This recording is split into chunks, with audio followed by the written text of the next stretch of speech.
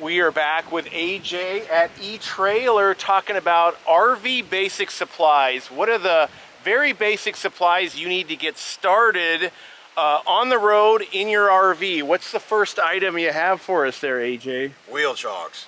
Really important to chalk the wheels of your trailer when you have it parked. That way it doesn't move on you if you're on an incline or anything like that.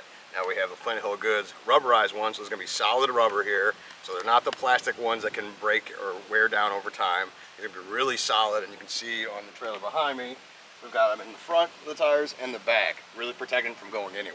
Probably a good idea to go ahead and get 4 of these. You see there's one on the back and the front of each tire, and it's going to be the same on the other side, just to keep the trailer in place. Something else I want to note is you can use rocks or planks of wood, but those are going to eventually break down. So that's the basic of basic, but that wood's going to collect moisture when it rains and just absorb that water and eventually fail on you. It's better just to start with the nice rubber chalk that's going to last and not break down.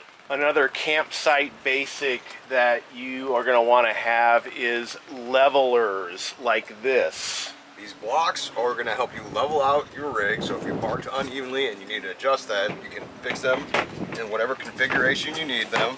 They just clip into each other, just like that. So if we needed just a little bit more raise, you can park your tire up here and level out that side. Now you have to get it for the other side as well to evenly level everything.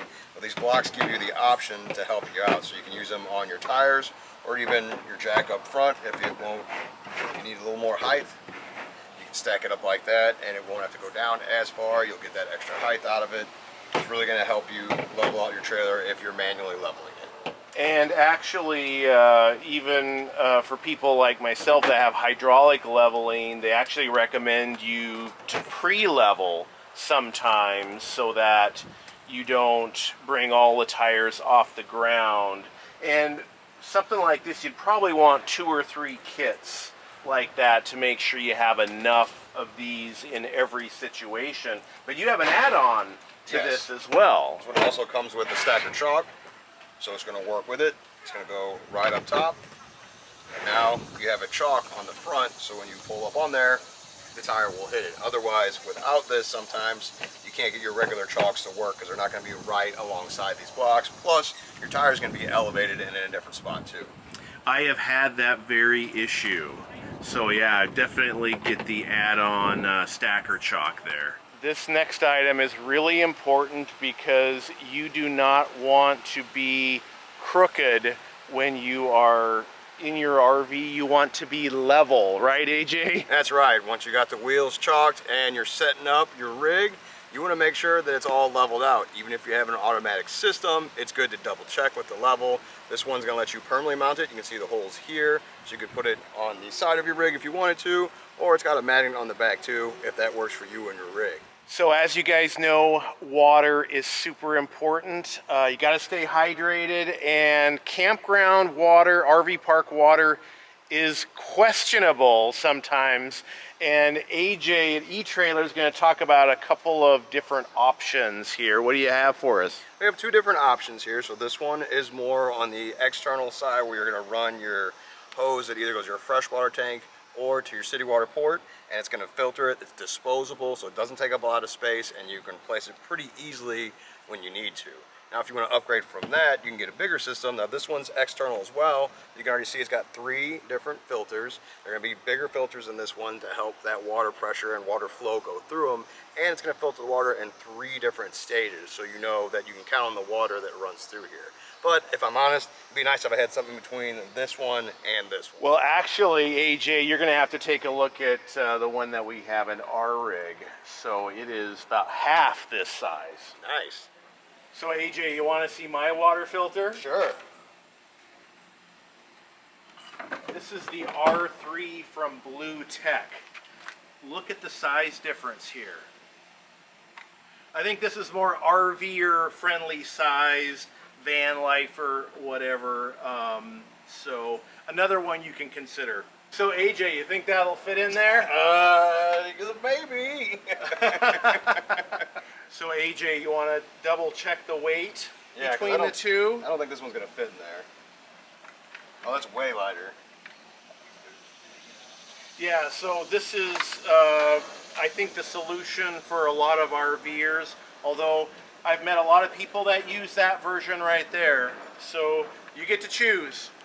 Now we have a lot more videos coming out from eTrailer, more expert videos, install videos, and more. So smash that subscribe button so you catch those videos. So sometimes there is no rhyme or reason to where your water hookup is on your campsite. Sometimes it's very handy, sometimes it's far away. I think I've had to run 75 feet of freshwater hose.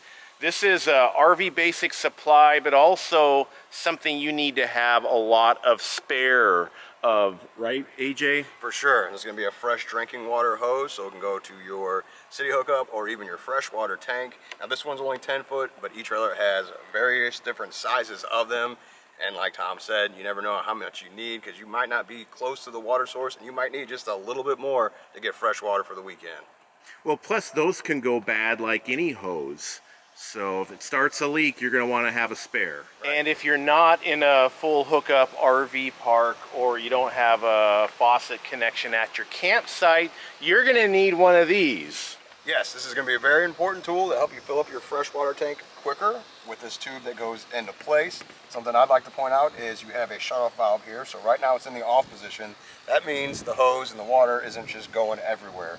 You can throw this and fill up your tank and then shut off when you're done. And I'll also add that this is on a travel trailer, and on my fifth wheel actually doesn't have this system anymore. It actually just has a power tank fill. So it just depends on what kind of RV you have, whether you're going to need that or not. But travel trailers, most likely you're going to want to have that. So this is another must-have RV basic supply, right, AJ? I totally agree. It's going to be a water regulator. So what this does, it goes into your city water line. So this side will go to your rig. I'll get that screwed on there.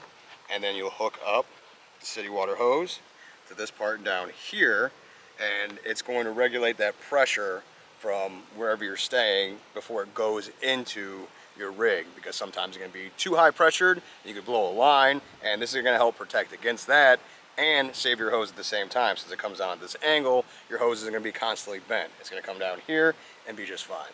And another basic RV setup item you're going to want to have is a power cord, right, AJ? That's right. Now this one is going to be 25 feet long. It's going to be 10 gauge. The nice thing is it comes down at a 90-degree angle, so that's really going to save your plug when you go to plug it into your rig, because it's not going to put a lot of stress on this part of the plug, which means it's going to last longer overall. And there's one more thing to make sure you have power to your RV. That's going to be enough cable to get to the power pedestal. So if this is our 25-foot cable right here, our power pedestal over there is that wooden block. We're not going to quite make it. That means you're not going to have power if you don't have enough plug. Well, you can get an extension cord that's going to help you out with that. So we have a 50 amp version here, which we need a 30 for this, but there's different versions for these for all kinds of different cords. Yeah, actually the 50 amp is what I would use for my big rig right there. Nice and light, right, AJ? Oh yeah, real light. Because you never know how far away the power is going to be. Just different campsites are different. And I use my extension probably 1 out of every 4 or 5 times I camp. Better to have it than not. For sure. But there is one more important piece that you need before you plug your RV in. It's going to be a surge protector. So they make them beefier than this, but this one's pretty good on its own. So you're going to plug this part into the power pedestal.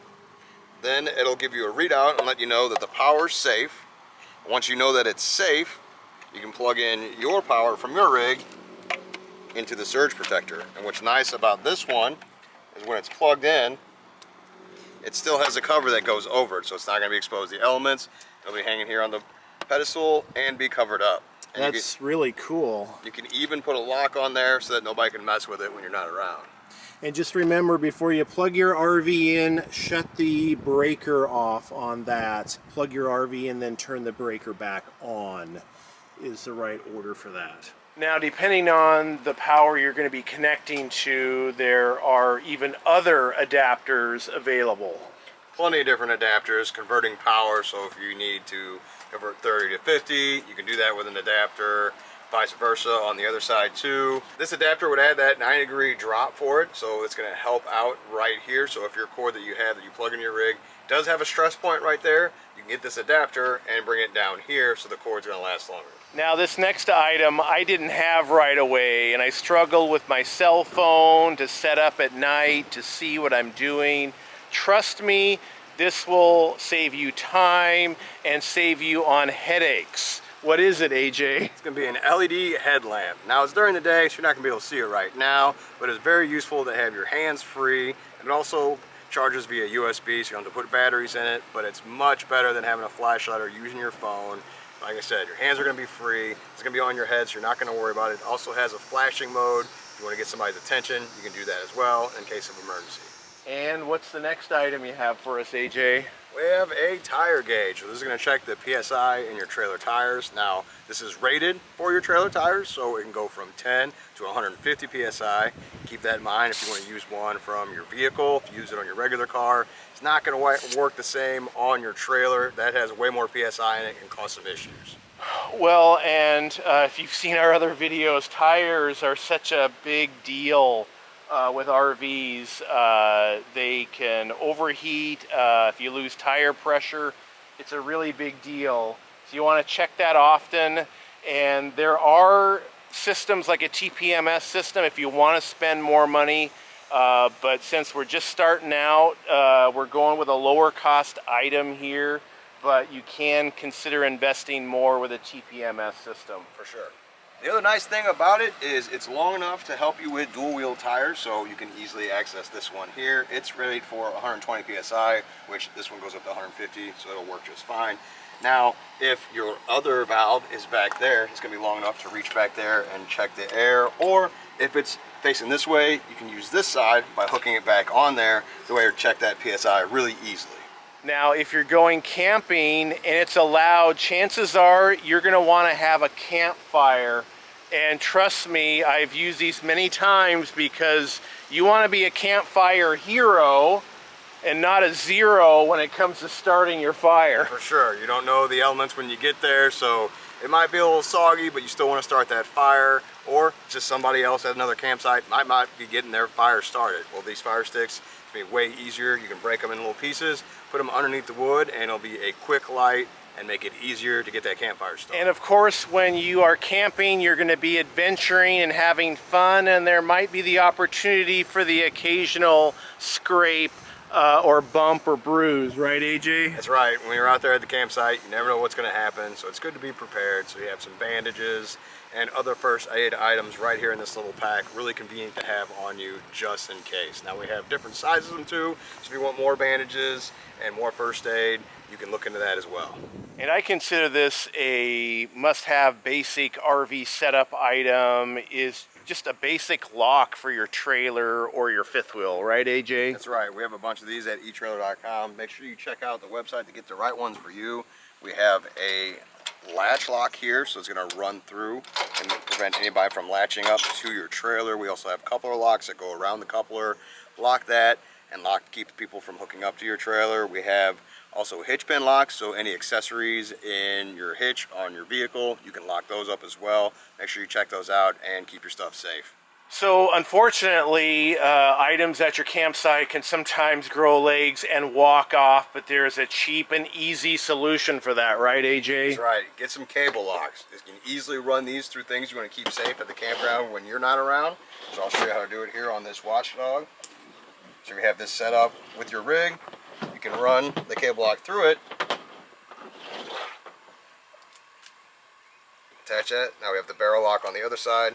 So they'll put that into place. You turn the key to tighten it down. And now you wrap this around your rig or something so that nobody can take it any further than the cable will let it. And the cool things about these is they're so long you can attach other things like chairs, your grill, all kinds of things to it. Maybe a Slunky, you think? Yeah, the Slunky here that walked off of my campsite. First item in 11 years of RVing to be stolen. And by the way, you need a Slunky like this as part of your RV basic supplies. This is your sewer hose support. You can lock it up. You wouldn't have thought you'd have to lock that up before, but now it's not going anywhere. now you're going to have to destroy it to walk off with it. Now this next item I used to have, but thankfully on my RV my tires are covered, but on a lot of RVs, right AJ, you need to protect your tires. It's a good idea to protect them from the sun because that's going to dry them out and wear them out sooner. So this really helps you protect from blowouts down the line. If you keep these covered up when you're not moving around, it's just going to keep the sun off them. So we have different versions of them. This would be like a single tire one where you have to get them in a couple packs to cover all your tires, or you can get the dual tire setup where it's going to go on both of them at the same time. Either way, check out the coverage we have to save your tires. And now everybody's favorite part of RVing, the wastewater situation. There are several items that you need. So let's start out with the sewer hose, AJ. It's all about making that part just a little bit easier. So the sewer hose kit, we have the Viper kit we're going to show you today. This one has a very good durable material. You can see I can smash on or squeeze it and it's not going to damage it or look like it's about to break. Collapses it in. You get 20 feet. That's going to be 10 feet of section here. We have an extra here if you need it, but we just have this set up so it's easier for you to see. So in the kit, you're going to get the two hoses that go together with the bayonet fitting, and you also have the clear plastic elbow. So when you are dumping it in the tank, you can see when the water is clean and you know that you've already cleaned out the tank. I would add as well to go ahead and buy another extension, because just the last campground I was at, I needed more than 20 feet. So definitely have more of this, and I really like how this is indestructible, but these do go bad.